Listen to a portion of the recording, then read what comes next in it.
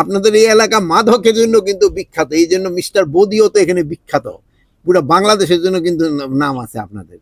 এই মাদকের জন্য আপনারা বিখ্যাত।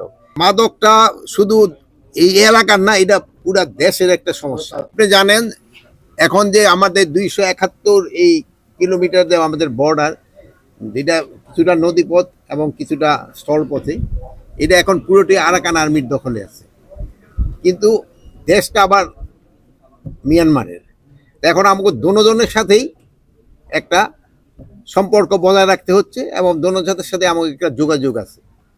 এবং এই ব্যাপারে আপনারা জানেন যে আমাদের সরকার এবং আমাদের প্রধান উপদেষ্টা একজন হাই রিপ্রেজেন্টেটিভ, একজন যার স্ট্যাটাস উপদেষ্টা দিয়ে একজন ডক্টর খলিলুর রহমানকে নিয়োগ করা হয়েছে।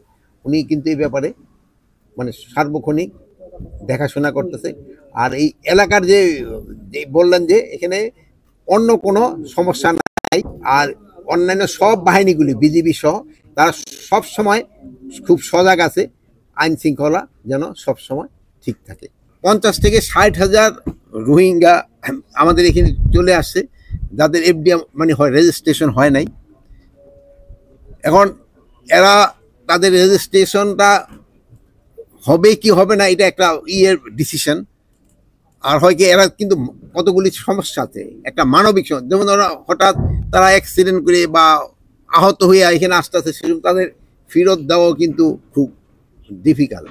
প্লাস এখানে তাদেরও কিছু নিজস্ব লোকজনও আছে, এটা একটা সমস্যা আছে।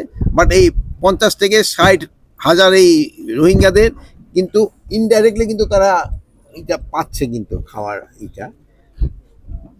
এটার ব্যাপারে সরকার। শিয়া বাটার ও ভিটামিন ই সমৃদ্ধ Lily glam beauty soap. Lily always beautiful. ও ওকে ফেলাছে এবং এই ব্যাপারে খুব তাড়াতাড়ি একটা হয়তো সিদ্ধান্ত দেওয়া হবে।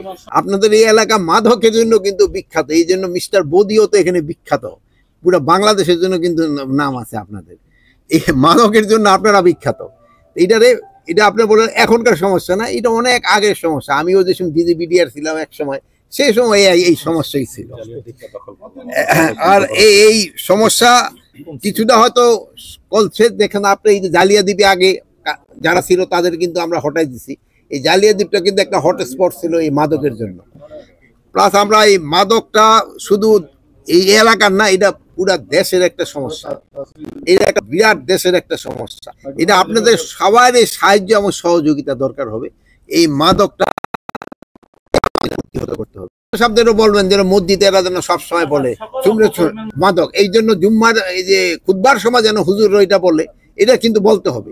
এটা এমন আমরা বলতেছি সফল কর্মের মাদক, কিন্তু এটা কিনা আমাকে পোলাবানিতেই ঝামেলাটা করতেছে। মানে এই জন্য আমরা যদি একটু সচেতন হই তবে কিন্তু আমরা আপনার প্রশ্ন করতে তবে কিন্তু আমরা এটা সমস্যাটা সমাধান করতে পারবো। এটা শুধু একা আইন শৃঙ্খলা বাহিনী না, এটা আপনাদের সবাই সহযোগিতা দরকার। এই সবাই সহযোগিতা হলে এটা অবশ্যই এটা নিয়ন্ত্রণে চলে আসবে।